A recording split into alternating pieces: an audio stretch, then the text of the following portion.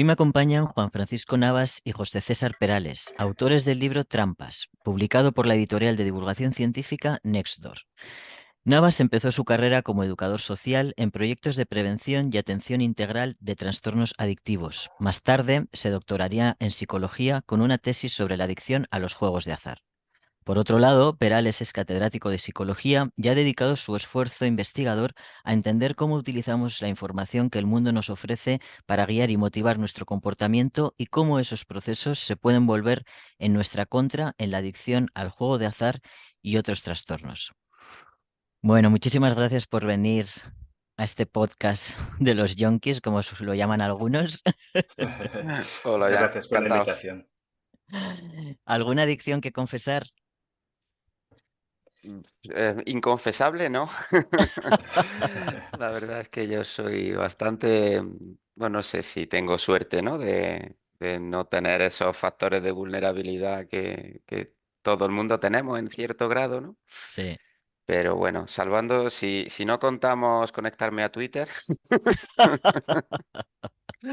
que en principio no lo contamos, pues yo en principio no, nada inconfesable. Te diría que Twitter tiene a veces más toxicidad que cualquier otra droga, ¿eh? Estoy Así de acuerdo. frivolizando un poco. Sí, yo en mi caso he sido fumador de tabaco durante muchos años. De hecho, dejé de fumar a los 28. He tenido varias recaídas en mi vida y es muy curioso cómo la adicción a veces vuelve, ¿no? Es como hay Mm. momentos del día que ahora igual llevo sin fumar, pues tranquilamente 7 u 8 años, pero a veces me entran ganas. Claro, Yo soy muy consciente de esto, de decir, estoy en una situación en la que llevo meses sin pensar en el tabaco y de repente me apetece fumar, ¿no? sí. Y es muy curioso. Es muy curioso para mí darme cuenta también. Claro, es que el tabaco, Fran, a mí, yo siempre lo digo, ¿no? Y he dejado cualquier tipo de sustancia, todas, y el tabaco me costó la que más. A nivel de craving, digamos, ¿no? Del impulso de repente de fumar, o todavía hoy que yo debo llevar 10 años sin fumar, y todavía de repente, igual una vez cada muchos meses tengo esa cosa, ¿no? Ese impulso de, me fumaría un cigarro, ¿no? Cosa que no me Sí, sí, pasa sí. con el alcohol, ni me pasa con la cocaína, no me pasa con nada. Es la hostia. Bueno, yo he utilizado la expresión confesar a propósito, pues porque ya sabemos que tiene el consumo, el juego tiene, sobre todo el consumo de sustancias, ¿no? Tiene muchas connotaciones morales, ¿no? Y quería preguntaros de entrada si drogarse o jugar a las tragaperras, ¿no? Es intrínsecamente malo. Eso se la dejo a Fran. Bueno, me parece bien que me la dejes a mí, pero yo voy a copiar a José, porque, claro, yo he trabajado muchos años, muchas veces, muchos años con José, y una vez le escuché decir, ¿no? Que la psicología explica el comportamiento, lo trata de predecir, controlar, etcétera, pero que lo que está bien y lo que está mal es terreno de otro tipo de disciplinas, ¿no? De la filosofía y demás, ¿no?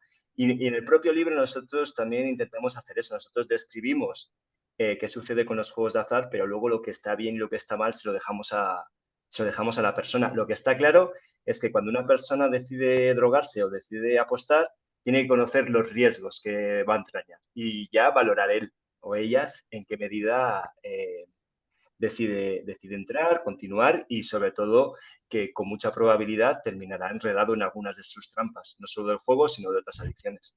Es que va totalmente al hilo de lo que acabas de decir, ¿no? Es que yo el tema de la moralidad en las adicciones va intrínsecamente unido también al concepto de responsabilidad, ¿no?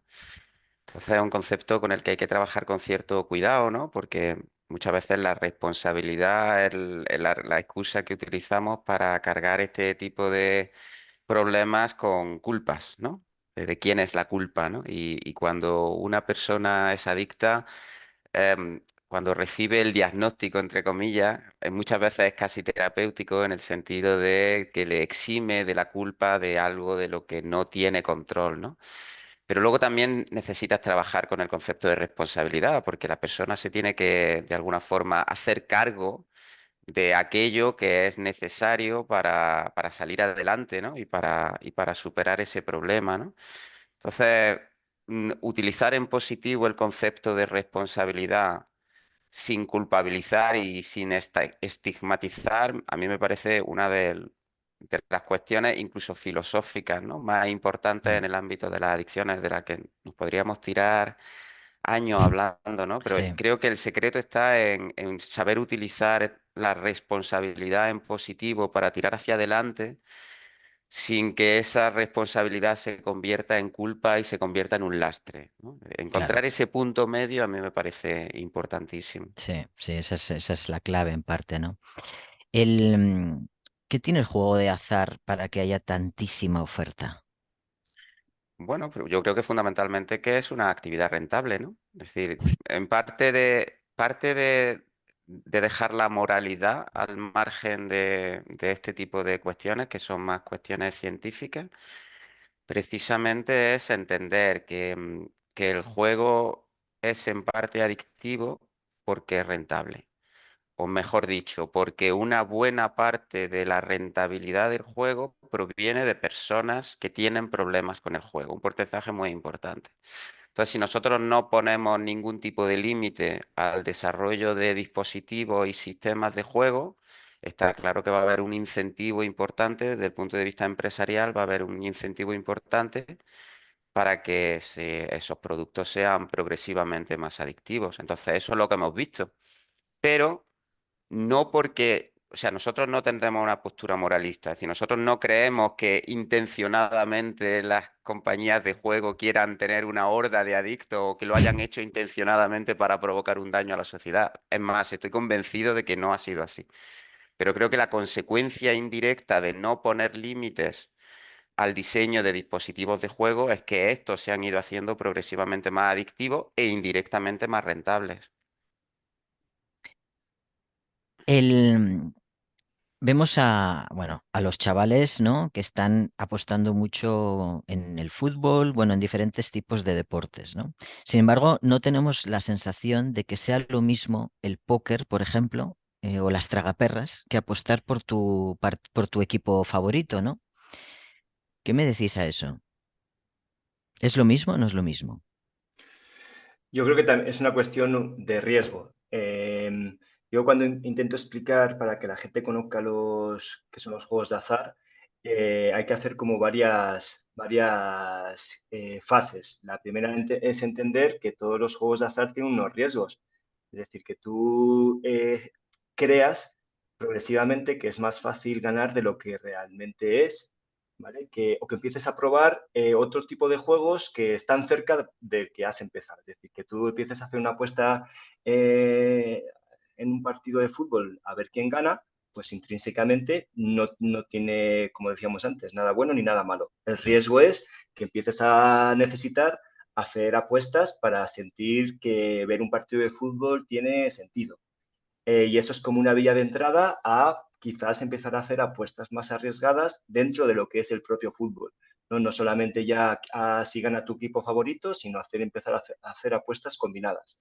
Y lo mismo pasaría con el póker, que tú empieces a jugar al póker y que progresivamente cada vez necesites apostar más dinero, jugar modalidades de póker que son cada vez más rápidas o que te empieces a interesar por otros juegos que vas a tener en un casino, que empieces a decir, pues mira, no pasa nada con las máquinas tragaperras y demás.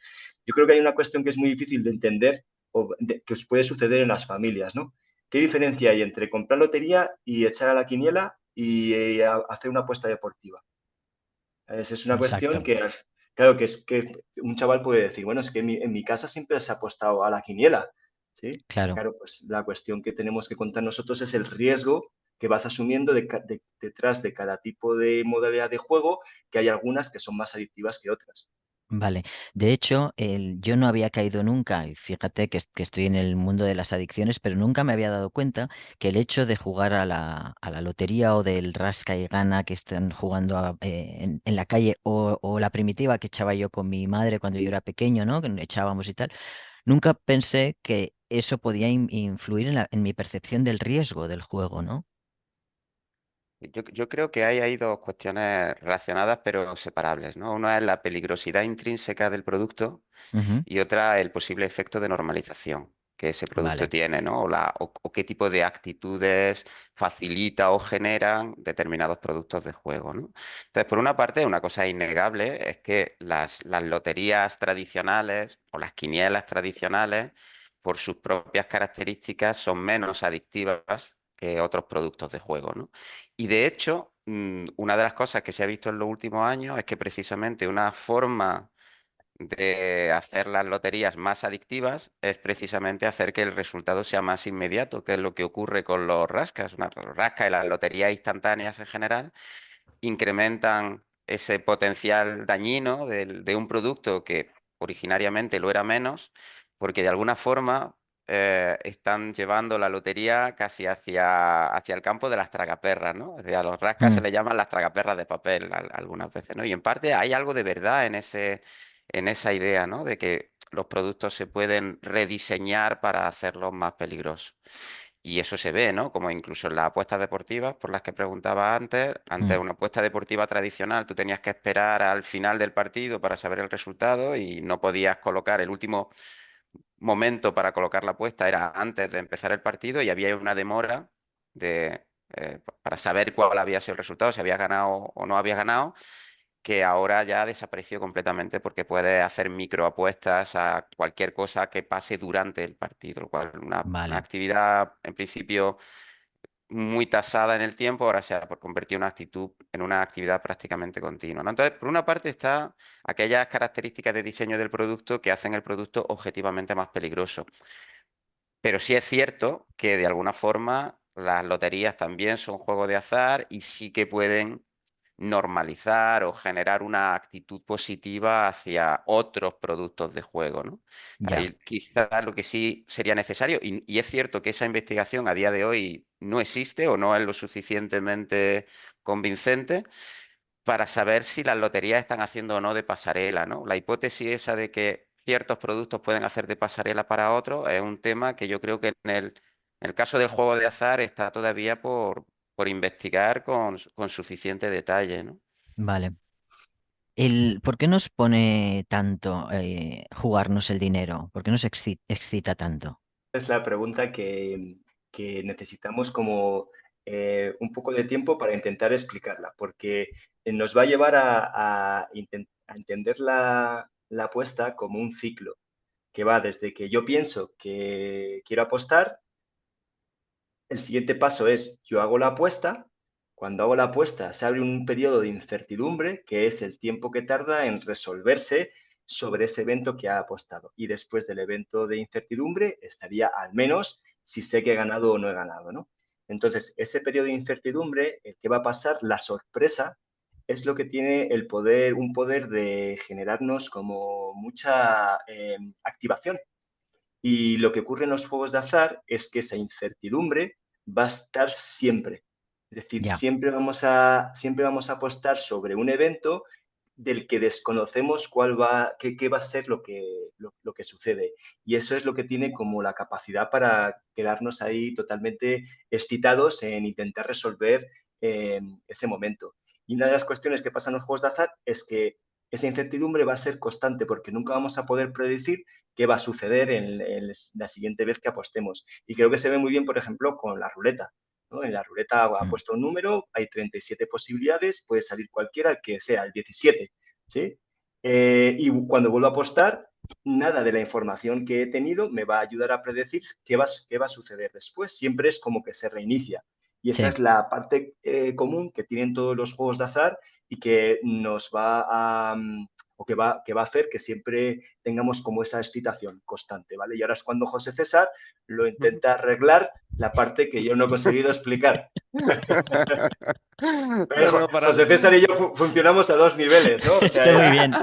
si yo dejo algo ahí en el aire, él lo intenta aterrizar y al revés. No, yo creo, no, estoy totalmente de acuerdo. Y de hecho, en el libro tenemos uno de los capítulos del libro, está precisamente, se llama Más allá del color del dinero, ¿no?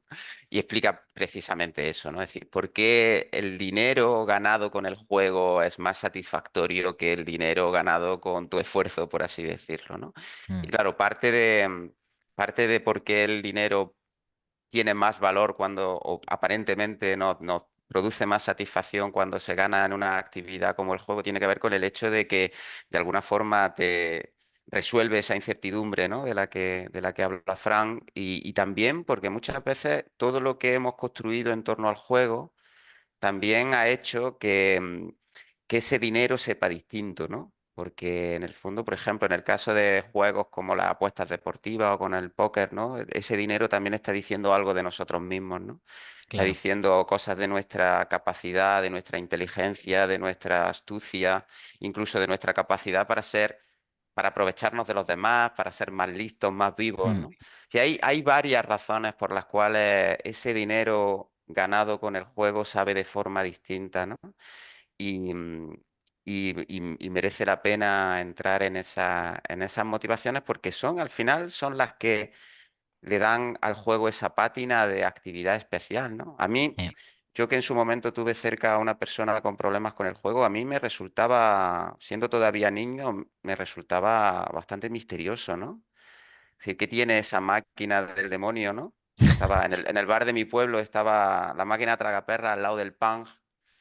Entonces, mientras yo estaba Sí, allí jugando sí, al claro, Pang, pues esta persona muchas veces estaba allá al lado jugando a la tragaperra y yo le decía, dame 5 duros para jugar al Pang, ¿no? Porque sabía que ese era un buen momento para... claro, claro, para pedirle Pero me dinero. resultaba bastante sorprendente, ¿no? Me resultaba bastante difícil de entender qué tenía aquello, ¿no? ¿Qué tenía aquella máquina para ser tan atractiva, ¿no?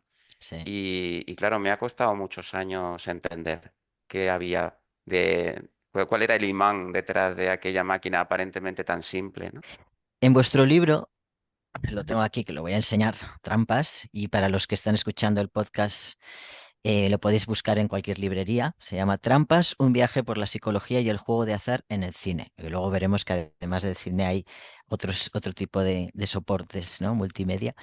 En vuestro libro explicáis un poco cómo opera la adicción, bueno, un poco no, cómo opera el juego de azar en nuestra mente, en nuestra psicología, ¿no?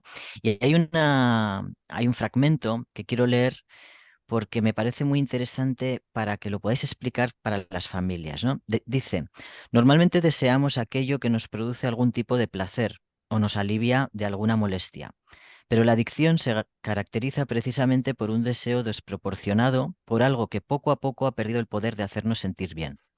El efecto de las drogas y otras experiencias, como podría ser el juego, se va atenuando con el tiempo, pero conforme progresa el proceso adictivo, esa atenuación, lejos de reducir el deseo y de sucumbir a la tentación, lo incrementa. Esto es muy importante porque nos pasa a los adictos a sustancias también, ¿no? Y me gustaría que lo pudierais explicar. Sí, bueno, eso tiene que ver con algo que no es fácil de entender, ¿no? Sobre todo para las personas que no han experimentado nunca esa disociación entre el deseo y el placer. A mí hay una definición de adicción que me gusta mucho, un poco poética, ¿no? Que es que la adicción es el trastorno del deseo. Es decir, de desear algo intensamente que ya no te produce placer, que sí te producía placer en un principio, o si no placer, algún tipo de recompensa o de satisfacción, ¿no? Y antes que hablábamos del tabaco, ahí en el tabaco se ve muy claramente, ¿no?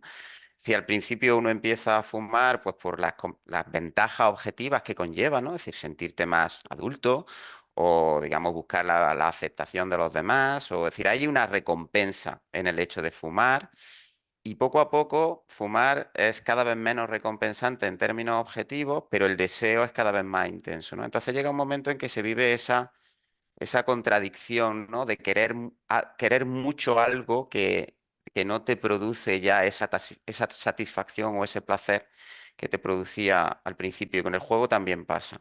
Al principio uno juega por razones que más o menos racionales tienen que ver con aquellas recompensas que tú esperas obtener por el hecho de jugar, ya sean monetarias o no monetarias, ¿no?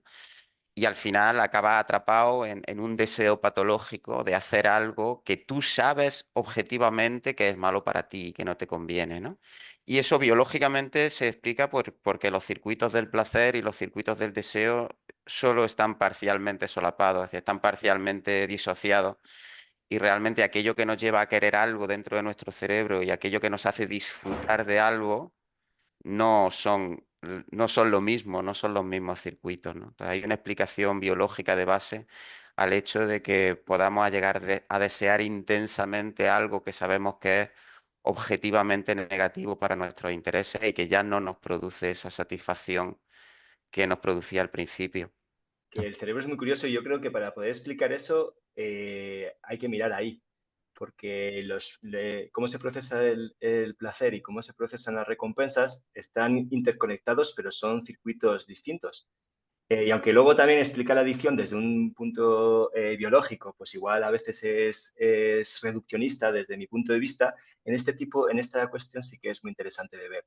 Que realmente nuestro cerebro se procesan por sistemas que, aunque trabajan en armonía en la mayor parte de ocasiones, cuando hablamos de agentes adictivos, ese mecanismo deja de funcionar de manera habitual y de hecho una de las cuestiones que se ven es que los agentes adictivos tienen esa capacidad, ¿no? De un poco de cortocircuitar cómo procesamos las recompensas en general, que la mayor parte de veces, como te decía, están vinculadas, ¿no? Que tú sientas placer cuando comes, cuando tienes sexo, etcétera, y que te sea recompensante y que se mantenga siempre desde ese punto de vista, pues es algo que con las drogas no sucede. Y con el juego de azar, pues tampoco. De hecho, parte de esa incertidumbre tiene que ver con cómo de utilizarlo de manera recurrente, esos mecanismos cerebrales terminan sin trabajar en armonía, ¿no? Y creo que es muy interesante al menos hacer ese matiz. Es muy interesante y es muy importante para las familias que yo sé que escuchan este podcast, que hay dentro de los oyentes hay muchísimas familias, ¿no? Y muchas veces les cuesta mucho.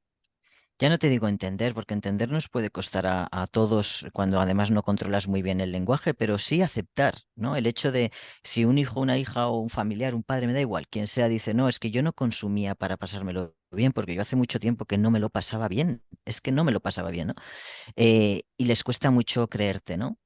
Y a mí me gusta mucho cuando explicáis esto, porque el hecho de que vean que hay una base biológica para esa forma de experimentarlo, ¿no? Es muy importante.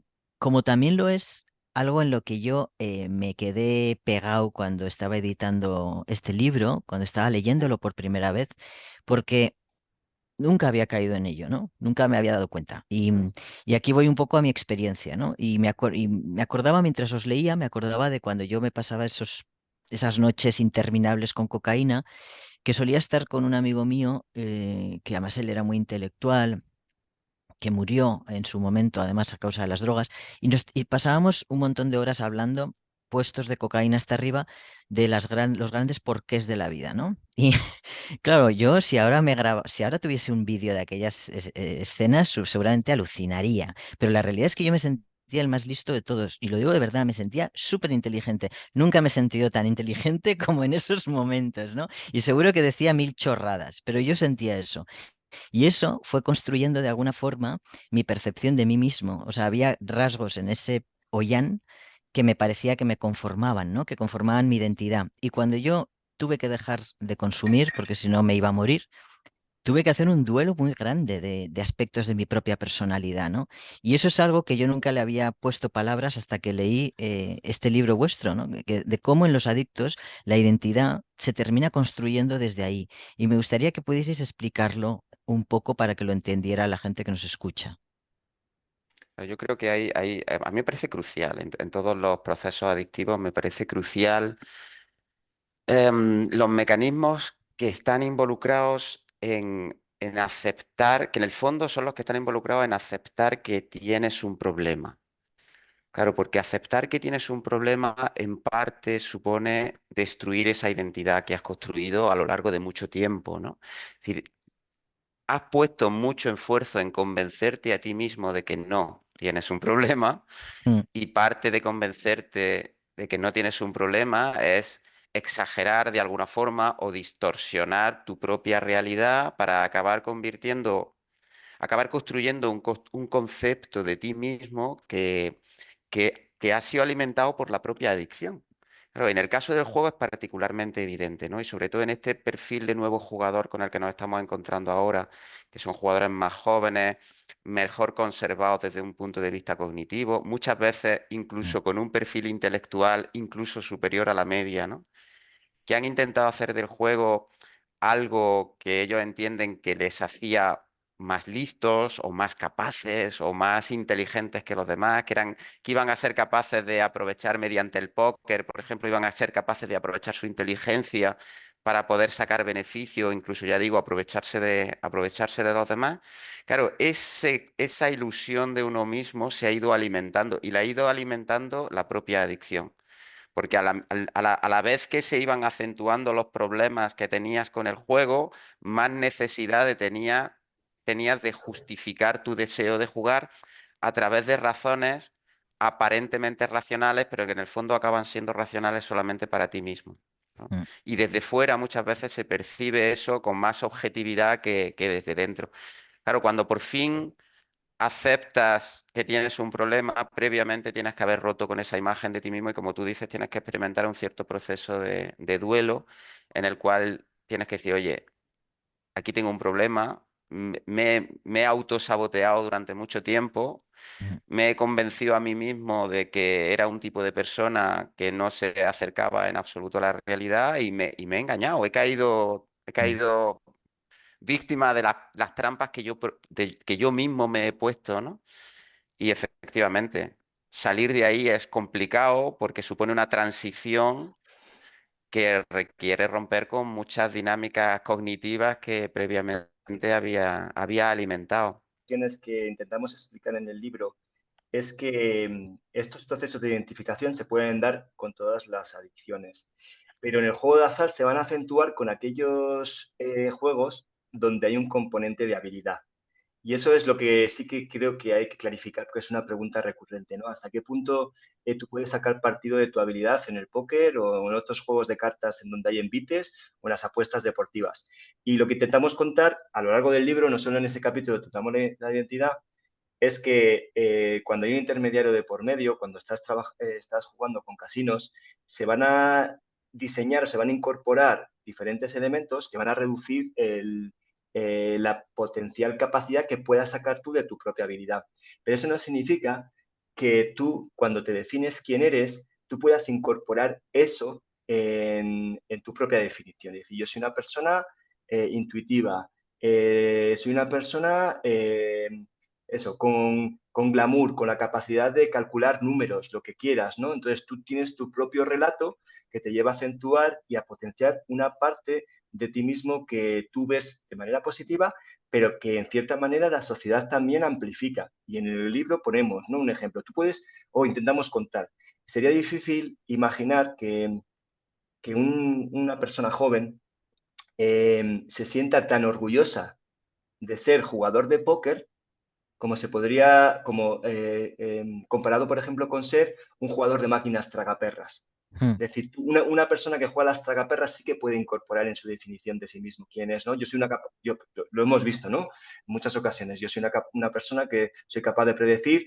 cuando la máquina está caliente, ¿no? Teniendo en cuenta que eso es imposible aunque tú tengas la creencia. Pero el jugador de póker va a tener va a estar más motivado para incorporar esa definición en sí mismo porque en el conjunto de la sociedad, a día de hoy, el póker se ha asociado a cierto glamour mm. que no tienen las máquinas tragaperras o el bingo. Y lo mismo ocurriría con las apuestas deportivas. Es decir, si yo tengo información en el mundo que me dice que jugar al póker es glamuroso, es atractivo, cuando yo he dicho a mis colegas que he ganado al póker, la gente me aplaude, pues eso es mucho más fácil que esa identificación se quede mucho más consolidada, igual con otro tipo de adicciones donde hay mayor estigma, por Claro, ejemplo. claro. Claro, claro, tiene mucho que ver, claro, con la percepción de la sociedad y lo estigmatizada que esté ese juego en concreto, ¿no? O en el caso de las sustancias, la diferencia entre tomar un Dom Periñón o yo qué sé, o meterse, no sé cómo decirte, heroína en la calle, ¿no? O sea, son conductas completamente distintas que llevan implícitas una serie de cosas, entre ellas el estatus también muy distinto, ¿no? Se dice siempre en las películas y tal que la casa siempre gana, ¿no? ¿Y eso es cierto o no? Así a grandes rasgos, sí. Es decir, porque está claro que no sería sostenible una actividad que no fuese rentable y la rentabilidad proviene de la pérdida. O sea, aquí la rentabilidad es literalmente la diferencia entre lo que se invierte y lo que se recupera. Y esa es la fuente principal de rentabilidad. Entonces, en el largo plazo, los juegos están diseñados precisamente para que la casa sea la parte ganadora, sistemáticamente ganadora, ¿no? Tanto más cuanto más se prolongue la actividad. Y en aquellas actividades donde hay un componente de habilidad, siempre el producto poco a poco se ha ido diseñando para que ese componente de habilidad sea progresivamente, tenga un peso progresivamente menor. Vale. Entonces, nosotros conocemos algún caso de jugador de póker profesional que hizo fortuna en los albores, ¿no?, del póker online, precisamente porque esos mecanismos todavía no estaban, por parte de las propias empresas, todavía no estaban del todo depurados, ¿no? Entonces sí que se podía hacer. Existía un concepto que era el de whale, ballena, Ujú. que son jugadores con gran capacidad económica, pero que juegan muy mal. Y, digamos, estaban los listos que se aprovechaban de las ballenas, ¿no?, y de sus grandes recursos económicos para poder sacar. Entonces, sí que había esa figura, ¿no?, del jugador que se aprovechaba de las pérdidas de gente que disponía de mucha liquidez, pero estaba dispuesta a perder también mucho dinero, ¿no? Y poco a poco, digamos, el propio producto se ha ido rediseñando para, en la medida de lo posible, evitar esa posibilidad, ¿no? Entonces, a día de hoy, realmente hacer un aprovechamiento económico del juego de azar, de los juegos de azar donde hay ese componente de habilidad, es prácticamente imposible porque la propia evolución industrial de esos productos lo ha ido haciendo progresivamente más difícil. A mí también me gusta contar estas cuestiones, ¿no? Eh, cuando vamos a los institutos a hacer programas de prevención y hablar con la gente sobre juegos de azar, salen determinadas creencias, ¿no? Y me da igual que la creencia forme parte de mi tío ganó al póker, yo tengo un amigo que ganó al póker, o yo tengo un amigo de un amigo que fue profesional del póker, ¿no? Entonces, yo siempre digo lo mismo. Puede haber habido profesionales del póker. De hecho, ha habido gente que ha ganado dinero y como conocemos, de hecho, en el libro citamos a un compañero nuestro que es investigador y que en su momento ganó dinero. Lo que no sabemos es cuánta gente ganó dinero durante un tiempo como profesional, o sea, como que una Mm. fuente de ingreso fue el póker, pero no conocemos cómo han evolucionado. Y lo que somos conscientes es que muchos servicios de tratamiento, muchos hospitales y demás, que conocemos al menos en España, han recibido gente a pedir ayuda por los juegos de azar que han sido durante un tiempo profesionales. Es decir, muchas veces conocemos los casos de éxito, pero se olvidan cuánta gente hay detrás que o bien han estado como trabajando durante un tiempo por un sueldo mileurista y que al final Claro, acaba con problemas de depresión a causa de los juegos de azar. Hay que tener en cuenta que incluso dentro del póker, para que unos pocos ganen, tiene que venir mucha gente con la creencia de que puedo ganar. Entonces yo claro. siempre digo, ¿no? Aunque tú escuches esas historias, hay que ser muy escéptico con respecto a de dónde vienen los ingresos de los supuestos profesionales, porque además luego hay otras vías de entrada. Es decir, yo puedo ser profesional del póker porque me patrocinan. Yo puedo ser profesional del póker porque doy cursos sobre cómo jugar al póker. Entonces, hay muchas formas de ser profesional del póker. Yo siempre invito a preguntar, ¿no? Vale, ¿eres profesional del póker? ¿Durante cuánto tiempo y cuál es tu fuente de ingreso? Claro. ¿Ganar en torneos? ¿Ganar en online? O sea, yo creo que también tenemos que hacer como ese espíritu, un poco tener ese espíritu escéptico con los Mm. esquemas de profesionalidad detrás del póker y también las apuestas deportivas, porque sería un poco la misma canción. Hay jugadores y jugadoras que, digamos, son antiindustria, ¿no? Son como los outsiders del mundo del juego y que dicen que se podría ganar dinero con el juego si los juegos fuesen justos. Si tú imagínate en una mesa de póker donde simplemente se redistribuye lo que se ha invertido. O sea, lo que se ha gastado se redistribuye. Ahí la habilidad sí tendría un papel muy importante y el buen jugador de póker o la buena jugadora de póker acabaría sacando beneficio a su habilidad porque es más habilidoso o más habilidoso que las demás personas que están en esa mesa, pero porque es un juego justo, es un juego de suma cero donde lo único que se hace es que se redistribuye lo que se ha gastado, ¿no? Claro, esa no es la situación actual. Los juegos comerciales no son así, no son justos. Los juegos comerciales están diseñados precisamente para evitar que una persona habilidosa pueda sacar provecho de su habilidad, ¿no? Y eso esos elementos de diseño del producto de juego han acabado desnaturalizando la posibilidad que en un momento pueda haber existido de que aquello sea una lucha de ingenio, ¿no? O sea, eso en el Claro. juego comercial a día de hoy es una quimera porque no están diseñados para que se pueda jugar de esa manera. ¿Vosotros creéis que bueno, creéis, seguramente sabréis, claro. Sería muy ingenuo pensar que no lo hacen. La industria tendrá contratada gente como vosotros, ¿no? Yo tengo mis dudas. O sea, yo Sí, sé positivamente que sí hay gente con conocimientos matemáticos muy potentes, ¿no? Porque sobre todo lo que hay que asegurar precisamente es el retorno, claro. es ese margen de beneficio, ¿no? Entonces, los juegos tienen que diseñarse de forma que siempre en el largo plazo la banca gane, ¿no? Sospecho que no les hace falta tener científicos sociales o psicólogos o psicólogas, simplemente porque pueden cambiar elementos y ir avanzando por ensayo y error. Quiero Ya, decir, tú en un momento dado puedes cambiar un producto en una determinada dirección y si aquello funciona lo dejas y si no lo quitas. O sea que claro. realmente no necesitan demasiada teoría psicológica para desarrollar un producto más rentable e indirectamente más adictivo.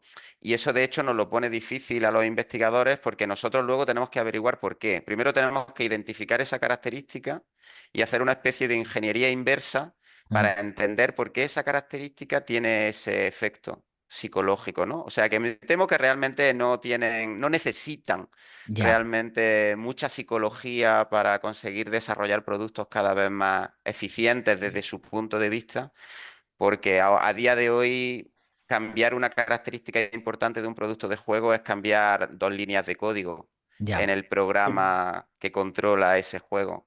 Así Yo que estoy yo realmente estoy de acuerdo con José, pero yo creo que no siempre ha sido así. Y la gente que lo ha diseñado sabe de psicología. Y de hecho, en el libro contamos un estudio de los pocos de los pocos que hemos encontrado en que la propia industria publica artículos científicos y es uno en el que contamos cómo se utiliza un diseño experimental para ver qué tipo de olor, qué tipo de aroma puede producir que la gente pase más tiempo apostando en una sala de máquinas tragaperras. Eso es un diseño experimental con toda de la ley que ha hecho una persona que quiere sacarle mayor rentabilidad a ese casino y eso lo contamos en el libro, con lo cual aunque no haya una intencionalidad de hacerlo más adictivo, que eso es lo que nosotros no podemos demostrar, es decir, no se puede demostrar que haya una mano negra detrás de cómo se diseñan los juegos, pero en ese diseño de rentabilidad sí que hay un proceso de evolución. Y si no hay profesionales como nosotros, sí que utilizan el conocimiento de la psicología clásica, de psicología conductual, cognitiva, de toma de decisiones en general,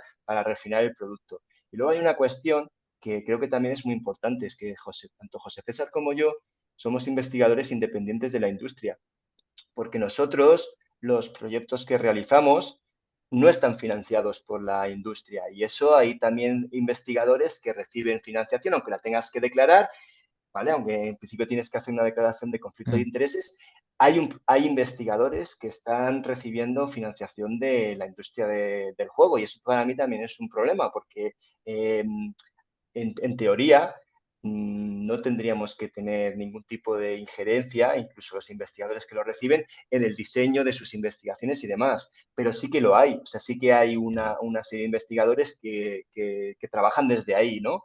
Y cuando hablamos de juego responsable, pues hay como diferentes visiones y hay otros investigadores que también se alinean con otras perspectivas. Lo que nosotros siempre planteamos es que lo importante es la calidad de la evidencia y a la calidad de la evidencia, cuando te pones a analizarla, creo que la más fuerte es la que plantea que hay que proteger a la gente más vulnerable desde una perspectiva de salud pública. Pero puedes encontrar investigadores de muchos estilos que también defienden otro tipo de posturas. ya. Sí, es paradójico lo del juego responsable o el consumo responsable porque ponen la responsabilidad en el usuario o en el consumidor cuando la responsabilidad debe ser compartida, ¿no? También tiene que estar en el fabricante o en el productor, ¿no? Decís una cosa en el libro también que llama la atención y es el dinero del juego de azar es distinto al resto del dinero. ¿Qué queréis decir con esto? Claro, cuando tú ganas dinero con tu trabajo, tú puedes predecir perfectamente el dinero que vas a recibir, ¿sí? Cuando ganas dinero con los juegos de azar, ese dinero es totalmente sorprendente y eso ya le va a añadir una pátina diferente al dinero que estás ganando tú con tu esfuerzo. Ese dinero sorprendente, en muchas ocasiones, también favorece que la gente lo gaste de una manera mucho más alegre. Es que has recibido un dinero que ni siquiera te esperas, con lo cual esa sorpresa ya va a amplificar el dinero y va a tener también un efecto, ¿no? Luego también hay que ver esa pregunta con lo que decíamos de identidad. Cuando tú recibes un dinero del juego de azar que te reafirma una creencia distorsionada de que tú has ganado debido a una habilidad, ese dinero viene a reforzar una identidad tuya deseada que también potencia la emoción derivada de ganar, ¿no? Entonces yo creo que es como una combinación de determinados factores que al final lo que hacen es que tu experiencia de ganar ese dinero sorpresivo, que puede decir algo positivo de ti, es mucho más potente que simplemente el dinero que puedes ganar en tus actividades cotidianas. Claro. Y la disonancia cognitiva a la que hacéis referencia a lo largo del libro en algunas ocasiones, ¿cómo se explica dentro de este contexto? Sí, bueno, la disonancia aquí se produce sobre todo entre los problemas que poco a poco se van haciendo más evidentes, ¿no? Es decir, está claro, como hemos dicho antes, ¿no? Que parte del proceso adictivo es que tú experimentes un deseo en gran medida irracional de jugar, em, y de ese deseo que juegues más de lo que deberías, de que acabes experimentando problemas derivados de ese gasto excesivo, de que tengas deudas, de que los demás te digan, oye, estás perdiendo el control de tu comportamiento, ¿no?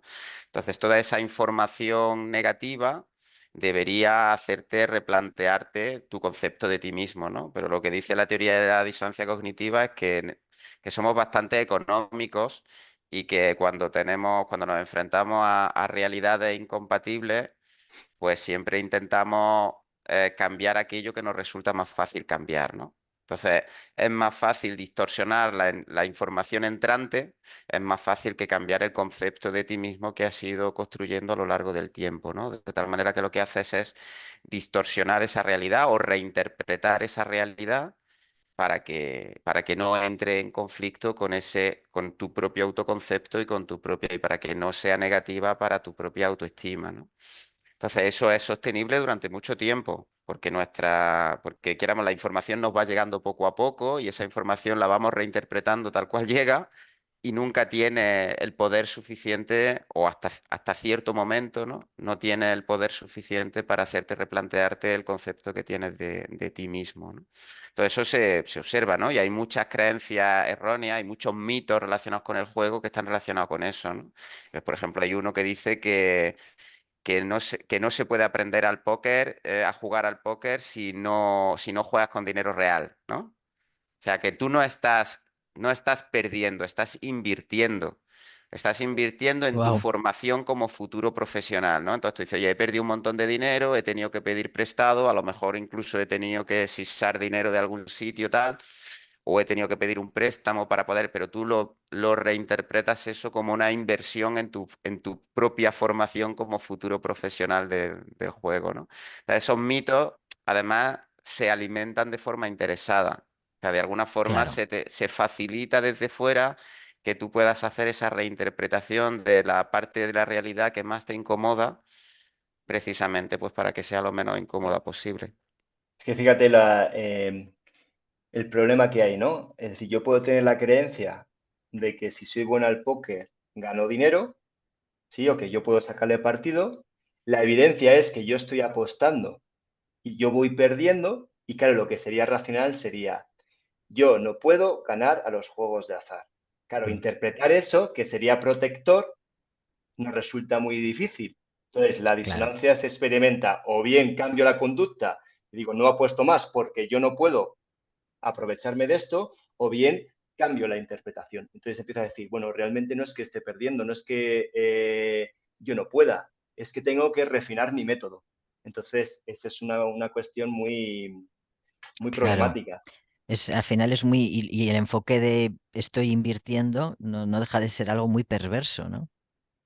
Mm.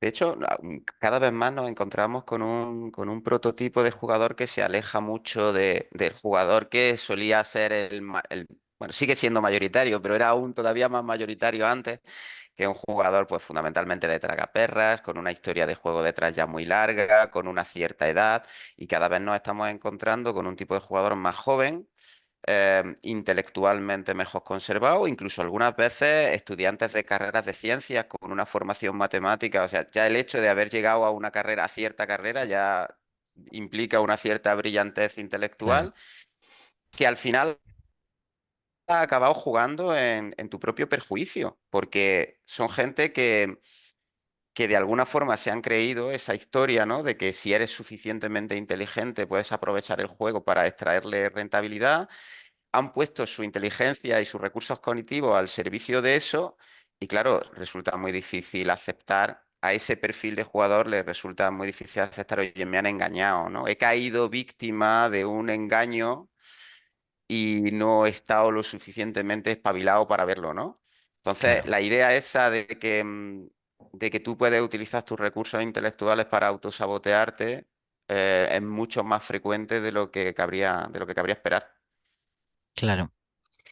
Respecto a esto que comentas de la percepción de la habilidad de uno mismo, o la habilidad real de uno mismo, la capacidad intelectual, me recuerda un poco a las personas que están metidas en el mundo de las finanzas, ¿no? Y que están en el juego de la inversión, que cada vez hay como herramientas más concretas para poder trabajar en esto directamente desde tu ordenador y se están viendo problemas muy parecidos a los que se dan en los juegos de azar. ¿Esto está pasando de verdad o es una percepción? Con el tema de la bolsa, creo que hay que hacer varios matices para no igualarlo exactamente al juego de azar.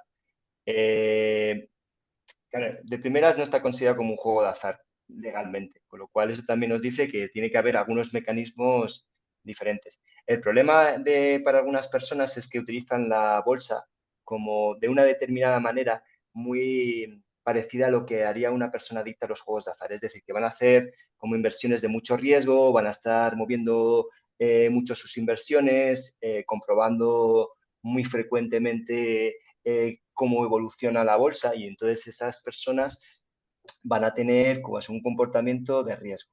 Lo que tendría que conocer la gente es que la bolsa eh, y, por ejemplo, lo que sucede en las criptomonedas son entornos de relativo riesgo. Las criptomonedas todavía más que la bolsa. Y que el conocimiento experto, ese supuesto conocimiento experto, tampoco está vinculado directamente con poder sacar partido de lo que ocurra. ¿Vale? De hecho, una de las cuestiones que también contamos en el libro es que personas expertas en bolsa hacían predicciones sobre diferentes cuestiones al mismo nivel que personas que no eran expertas en bolsa, pero su confianza en su predicción era muy elevada. Con lo cual, aunque no son iguales, los sesgos cognitivos que te llevan a distorsionar tu capacidad para predecir, controlar lo que sucede, también se puede dar en la bolsa. Y en entornos tan altamente especulativos como puede ser la bolsa y sobre todo las criptomonedas, pues todo ese conocimiento sofisticado que tú te crees que tiene, pues también puede jugarte una mala pasada y que al final acabes teniendo pérdidas importantes y acabes en cierta manera pues enganchado a intentar recuperar tus inversiones, que sería otra de las cuestiones que también pueden verse en los juegos de azar, como tú vas acumulando pérdidas y al final intentas tomar más riesgo para recuperar ese dinero. De hecho, una de las cosas, en la bolsa tradicional, una de las cosas que sabemos, ¿no? Es que realmente es muy difícil batir al mercado. Es decir, la gente que Mm. supuestamente sabe mucho de bolsa, realmente luego lo que demuestran los estudios es que realmente batir a lo que es la tendencia promedia del mercado, hacerlo consistentemente mejor que el propio, es bastante difícil, bastante Mm. poco probable, pero también es bastante difícil hacerlo consistentemente peor. O sea, si tienes un comportamiento bursátil normal, probablemente tus beneficios estén en la línea de la propia evolución del mercado. Y, lógicamente, si hay un crack de la bolsa, te puedes arruinar, ¿no? Pero en general, las dinámicas de la bolsa tradicional no son tan rápidas, ¿no? Fran ha insistido varias veces en que el comportamiento del mercado de criptomonedas no es así. son productos de un enorme riesgo y de una enorme volatilidad, donde además se han generado toda una serie de ideas erróneas muy vinculadas a ese tipo de distorsiones de las que hablábamos antes. Entonces, el comportamiento que muchas personas están teniendo en el mercado de las criptomonedas es muy parecido al del juego de azar. Y de Vale, hecho, en ese entorno donde te puedes ganar mucho dinero y perder mucho dinero rápidamente, cada vez se está encontrando más casos que son virtualmente indistinguibles de personas que tienen problemas con el juego, porque realmente puedes perder mucho dinero muy rápidamente y entrar en una dinámica de querer recuperar el dinero que has perdido, esa persecución de las pérdidas, que es un síntoma muy característico de los problemas con el juego de azar y que observamos también en este entorno. Y de hecho ya hay algún caso popular el otro día en redes, en un vídeo, en un podcast que veía, no es que no sé exactamente de quién era, ¿no? Pero lo vi en Twitter, pues salían dos chicos reconociendo que se habían metido en problemas serios, pues porque se habían creído toda esta información interesada que hay en torno al mundo de las criptomonedas y que en el fondo solamente hacen rico al que vende el consejo, claro, pero no al que cae víctima de ese consejo. claro. Comentáis en varias ocasiones que el jugador que empieza a desarrollar un problema empieza por jugar, por ganar dinero, sigue jugando para recuperar todo lo que está perdiendo y después de eso, ¿qué viene? Pues viene, en algunas ocasiones vienen muchos problemas, ¿no? Es decir, claro, Mm. el juego, más allá de todas las adicciones, acaban produciéndote problemas sobre tu salud, sobre tus relaciones personales, pero el juego tiene un elemento que no está presente en otras adicciones, que son los problemas financieros y legales derivados de las deudas, ¿no? Porque no es nada infrecuente pedir préstamos que no puedes devolver con intereses abusivos, de meterte en problemas legales por, bueno, pues hasta casos de falsificaciones de documentos, hipotecar lo que no es tuyo, es decir, que realmente las complicaciones legales y económicas de los casos de ludopatía más graves son realmente dramáticas. Y no es de extrañar que la adicción al juego es uno de los trastornos mentales con un índice de suicidios más alto.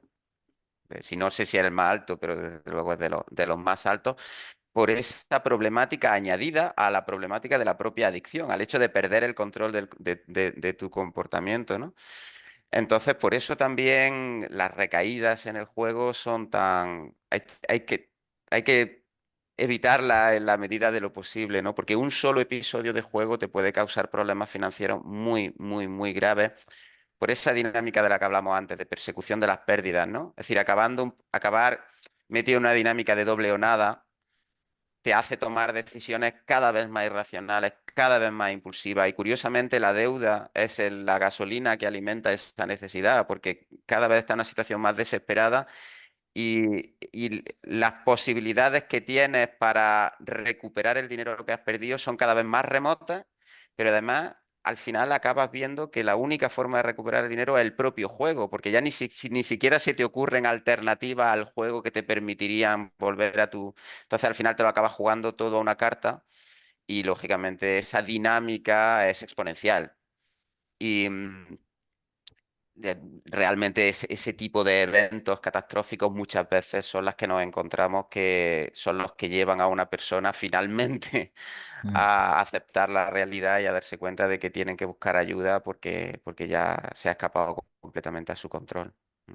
Claro, pero ahí cuando una persona se pone, o sea, toma conciencia de la situación que vive y sabe, se da cuenta que la causa está en su adicción al juego, realmente hay alternativas no sé, centros de tratamiento o en lo público, hay recursos que puedan enfrentar toda la casuística que está viviendo esa persona, si tiene deudas, si tiene hipotecas, si tiene, no, todo lo que tiene, ¿hay alguna forma de resolver esa situación o de ayudar a resolvérsela? Es que aquí se va a dar la peculiaridad que la respuesta va a variar en función de donde vivas. Si, por ejemplo, vives en Madrid, Claro, pues Madrid tiene el servicio de prevención de adicciones, por ejemplo, aparte de unidades hospitalarias. el servicio de prevención de adicciones, donde se va a dar tratamiento también en los centros de atención a las drogodependencias. Se puede dar un tratamiento integral a todas las personas que tengan un problema, de nuevo, contando con los que son recursos públicos y que en muchas ocasiones pueden estar desbordados. Y ahí sí que se puede hacer un trabajo multidisciplinar que implica que la persona con problemas con el juego de azar va a tener ayuda de diferentes profesionales, algunos de ellos, como decía José, van a dedicarse a la ayuda con la gestión de la deuda y demás. Luego Vale. estarían los profesionales sanitarios de psicología, fundamentalmente en el caso del juego de azar, que ya te podrían ayudar con lo que es propiamente la adicción, ¿vale? En otras comunidades, pues va a depender casi siempre o el recurso más accesible para la mayor parte de personas son asociaciones de personas que han tenido problemas con los juegos de azar y que dan un tratamiento que es muy válido, que es muy interesante, pero que casi siempre vuelve a ser muy reducido porque, de nuevo, son asociaciones que reciben muy pocas ayudas y hacen lo que buenamente pueden. Eso ya nos llevaría a la discusión de que en España la mayor parte de los problemas de salud mental necesitan o suelen requerir un tratamiento que te tienes que pagar tú porque son privados, en la mayor parte de los casos. Me parece increíble que, o sea, habrá gente que os está escuchando y que esté tomando un poco más de conciencia de decir, a ver, un jugador con problemas con una adicción desarrollada se encuentra en una situación muy desesperada hasta el punto de que haya un índice tan alto de suicidio, de riesgo de suicidio en estos casos, ¿no? ¿Cómo es posible que en una situación o situaciones tan graves nos encontremos a día de hoy, ¿no? De estos días con lo que ha pasado con respecto a la ley del juego de Garzón, ¿no? Que parece que hay ciertas cosas que han echado para atrás, ¿no? Creo que una de ellas es pues que las personas famosas puedan publicitar otra vez el juego de azar. ¿Vosotros qué explicación le dais a esto? Bueno, aquí hay como siempre un conflicto de intereses, ¿no? Y está claro que el sector del juego es un sector económicamente bastante poderoso y que juega sus cartas, ¿no? Juega las cartas de que es una industria que da empleo a mucha gente, que es una industria que contribuye a la economía del país, que es una industria que genera ingresos en forma de impuestos, incluso para el propio Estado, ¿no? Y ellos juegan esas cartas, ¿no?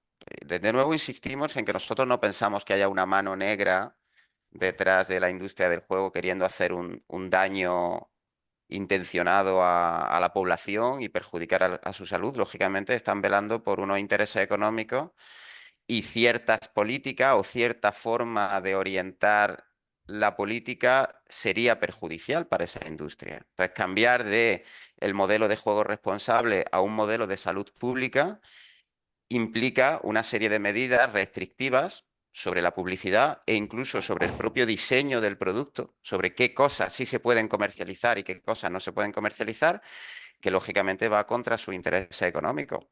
Entonces ellos van a intentar mover las herramientas, utilizar las herramientas que tienen y en este caso pues habían puesto un recurso ante el Tribunal Supremo que el Tribunal Supremo ha estimado parcialmente. Es decir, el grueso de la ley se mantiene, la filosofía de la ley se mantiene, el decreto, y hay algunos elementos, como por ejemplo el que dicen, ¿no? El poder utilizar famosos para hacer publicidad sobre el juego, que ha sido uno de los que se han, que se han eliminado de la ley, ¿no? Yo, respecto de esto, yo tengo una sensación un poco agridulce, ¿no? Así, por una parte, me alegra de que se haya podido mantener el espíritu de la ley prácticamente intacto. Por otra parte, creo que algunos de los elementos de la ley que se han eliminado eran importantes.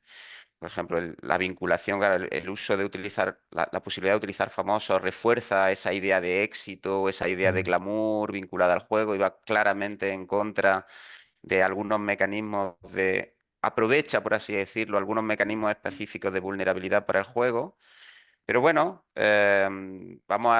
yo me lo tomo en el sentido positivo de que si había aspectos legales de la ley que eran mejorables, lo que hay que hacer ahora es precisamente asegurar que los siguientes intentos por hacer una aproximación al juego desde una perspectiva de salud pública se hagan mejor, se Ujú. hagan técnicamente más, de forma más intachable desde el punto de vista técnico. Yo creo que este cambio de filosofía es una carrera de largo recorrido que debemos saber que va a ir para, que no va a ser, va a componerse de pequeñas batallas, ¿no? Sí, Y algunas las iremos ganando y otras las iremos perdiendo. Claro, Entonces yo estamos ahí. en esas pasos adelante y pasos atrás que se dan, ¿no? A nivel de sociedad, sea por las razones que sea, luego se quedan atrapadas la gente. Y eso es lo que a mí me preocupa, porque si bien es cierto que el uso de personas famosas en publicidad pues es problemático, yo todavía tengo que valorar bien las implicaciones de esto, ¿no? Pero hay otra cosa que a mí me parece que también puede ser problemática, que es la posibilidad de publicitar juegos de azar a nuevos clientes. Significa que puede haber estrategias de captación de gente joven claro. que antes no debería haber estado. Y en el tiempo en el que ahora se vuelve a articular todo el mecanismo para poder hacer una buena regulación, ahí se van a quedar muchas personas atrapadas en el sentido de que, como pasa en todas las adicciones, muchas personas pueden tener contacto con los juegos de azar, algunas de ellas, que casi siempre son las más vulnerables, son las que podrán desarrollar problemas, ¿no? Entonces, a mí eso me preocupa. Evidentemente, pues nosotros como investigadores, pues tenemos que seguir haciendo las cosas que intentamos hacer, divulgar. Yo también trabajo en temas de transferencia, al estar dentro del Consejo Asesor de Juego Responsable, pues intentar ser más convincente con nuestros argumentos cuando nos quieren escuchar. Y entre tanto, pues a las personas les queda lo que nos queda a los individuos en general, que es tener nuestras propias herramientas para poder tomar las mejores decisiones. Ahí es donde creo que entra en juego también nuestro libro. En nuestro libro decimos una cosa en el capítulo final que va sobre juego responsable, ¿no? Sobre por qué creemos que el juego responsable es muy difícil tal y como se concibe. Hablamos de este reglamento, ¿no? Y decíamos que, claro, que nosotros somos como muy optimistas con el efecto que ha tenido, pero que nunca se sabe, ¿no? Que las personas tienen que estar preparadas por si hay pasos atrás. Y el paso atrás ha sido muy poquito después de publicar el libro. Sí. Y lo que decimos, claro, en esos pasos atrás la gente necesita información. Y creemos que tener la información de cómo funcionan los juegos de azar, cómo se diseñan de una manera muy peculiar y cómo se promocionan, pues puede ayudar sobre todo a la gente que todavía no ha desarrollado problemas. Es decir, cuando la gente ya tiene un problema, muy probablemente necesite ayuda profesional. Pero a la gente que está en la antesala, ¿no? O bien estoy Mm. empezando a apostar, en mi casa se juega a la lotería y tengo colegas que juegan a la ruleta, todas esas personas creo que toda esta información les puede servir. Mientras que luego la sociedad y todos los agentes que tenemos algo que decir, pues nos volvemos a reorganizar y a intentar Sí. mejorar el reglamento, que el reglamento en el fondo es la primera capa de protección. Entonces, cuando hablamos de salud Mm. pública, un buen reglamento que lo que va a hacer es reducir la disponibilidad, la accesibilidad de los juegos de azar, es como la primera línea. Sí. Cuando eso flaquea, pues luego ya nos quedan a la intervención de múltiples maneras. Nosotros como profesionales de la psicología, pues trabajamos mucho en intentar dar a las personas las herramientas que necesitan como individuos para manejarse en un contexto determinado. O sea que podemos ser, bueno, discretamente optimistas porque estamos en el camino, ¿no? En el tabaco ya vimos que el reglamento frenó mucho, luego también hay otro tipo de factores, pero yo creo que eso, que podemos ser optimistas, pero sin parar de informar, de trabajar, ¿no? Y de hacer activismo en el caso de que se haga. En el libro utilizáis, como antes he comentado, utilizáis el cine, las series, la literatura. Esto ha sido algo que facilita muchísimo la lectura, porque hay un montón de ejemplos, de situaciones, de escenas, ¿no? Que además te llevan a películas que tú has visto o a libros que has leído. ¿Esto ha sido una cuestión meditada y a propósito, o es que a vosotros os gusta mucho? Iba a decir el cine, pero claro, hay bastantes otro tipo de formatos. Pues ha sido las dos. Voy a responder que sí a las dos. Ha sido las dos, porque en mi caso soy aficionado al cine y a la literatura. Y bueno, y además a un tipo de cine y literatura muy peculiar, ¿no? Me gusta mucho la novela negra A mí y el también. cine. y el cine en torno a, pues eso, la mafia, el crimen y demás, ¿no? Sí. Y entonces, claro, hay un tipo de cine que conecta con los juegos de azar porque lo utiliza bien de contexto o bien para contar las historias de personas que apuestan, ¿no? Y la idea de utilizar esto en el libro tenía que ver con satisfacer esa idea de decir, bueno, voy a intentar juntar dos cosas que me gustan, ¿no? O sea, mi profesión como psicólogo y mi afición por el cine y la literatura, pero además creímos que podía ser una buena forma de hacer llegar la ciencia al público en general, porque lo que intentamos es desde ahí, desde algo que puede ser compartido por muchas personas, como es un gusto por este tipo de cine y literatura, pues desde ahí construir nuestro relato. Entonces, como una estrategia de divulgación científica, porque lo que queremos también es poder hacer llegar ideas que son complejas, intentar hacerlo más suave a través de estos ejemplos. Entonces, se responde un poco a esa doble motivación. Sí. Frank está hablando en plural, pero la realidad es que la idea fue suya. El mérito fue suyo. El que sabe de Ah, cine es él. Porque yo, por mucho que me guste el cine y la literatura, tengo memoria de pez. Luego no me acuerdo de nada, ni me acuerdo de los nombres de los personajes, ni de los autores, ni de nada. Entonces, la forma de trabajar un poco perversa que hemos tenido, pero que al final yo creo bueno, los lectores y las lectoras dirán, pero que yo creo que ha funcionado bastante bien, ¿no? Él era realmente el que hacía la parte esa de investigación literario-cinematográfica y yo era el capullo que luego iba diciendo esto no me gusta, esto no me gusta, esto no me gusta, esto, esto no estoy de acuerdo. Y yo creo que al final hemos tenido ahí una dinámica un poco de que al final ha funcionado, yo creo, Sí, bien, pero donde la parte, desde luego, la parte literaria y cinematográfica se debe mucho más al conocimiento de Frank que al mío. Y yo soy o sea, hasta cierto punto yo he leído esa parte del libro casi como lector, sí, más que como autor. sí, Y sinceramente creo que había un punto de genialidad en esa idea que le total. reconozco a Frank y que al final ha funcionado muy bien, ¿no? Es verdad que al final Sí, era una idea que era un poco difusa, pero que al final ha aterrizado en algo muy cercano a lo que él tenía en mente en un principio. sí, bueno, y en ese aterrizaje, claro, porque José César siempre un poco minusvalora su aportación, ¿no? En ese aterrizaje haya estado él, porque sí que es cierto que, claro, desde mi afición construyo eso, ¿sí? Pero claro, el libro es resultado de mucho trabajo que llevamos años José César y yo haciendo, de aprender de juegos de azar. Él dirigió mi tesis, luego hemos seguido trabajando en juegos de azar durante ya varios años y para mí, claro, escribir el libro desde ese conocimiento es como que viene de una conversación de muchísimos años con claro, José César, de aprender el uno del otro y luego cada uno de su propio recorrido, porque José César tiene una formación en neurociencia y en psicología experimental muy potente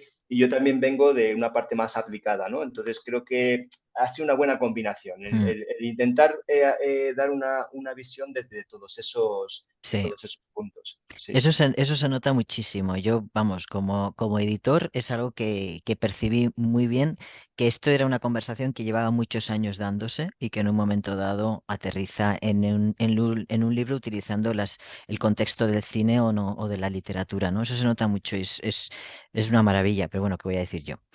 Bueno. Ahora estáis de promo y el 25 de abril vais a estar firmando, no sé si estaréis los dos o solo estará José, en Granada. Ahí voy a estar yo solo, pero Vas a vamos. estar tú. Va a Encantado ser, de que la gente se pase. va a ser para que sepáis, los que nos escuchan, que va a ser en Tremenda Librería, la librería se llama Tremenda, en su caseta a las 6 de la tarde, 25 de abril. Pero luego tenéis otras presentaciones, ¿verdad? Sí, hacemos una presentación en Madrid, la hacemos en la Facultad de Psicología de la Universidad Complutense de Madrid y ahí lo que vamos a hacer realmente es una mesa redonda sobre si es posible el juego responsable. Y tenemos varios invitados y haremos un debate sobre eso. Creo que puede ser muy interesante. Y luego también el 17 de mayo en la librería Tremenda de Granada también lo presentamos. Ahí sí que vamos a estar en las dos, tanto en Madrid como en Granada vamos a estar los dos. Así es, el 25 estamos, el 25 de este mes estaré yo firmando libros en la en la caseta de la librería Tremenda, en la Feria del Libro de Granada. Y la otra del 17 de mayo, esa va a ser en la propia librería en Granada Capital y ahí estaremos los dos haciendo un acto de presentación un poquito más pensado. Ya veremos Vale. exactamente qué hacemos, pero ahí estaremos, haremos una cosa un poquito más interactiva, seguro. Bueno, yo dejaré todos los datos en la descripción para que la gente pueda consultar y ya hemos dejado pendiente un viajecito a Pamplona, así que cuando podamos se vendrán para aquí los dos autores porque yo estoy deseando conoceros en persona porque no nos hemos conocido y, y ya toca. No, fíjate que eso es raro porque me resultas una persona muy conocida en la interacción con el libro, pero no nos conocemos en persona, en Sí, verdad. sí. Sí, Eso siempre, yo siempre lo echo mucho de menos o sea, está guay que podamos trabajar a distancia, ¿no?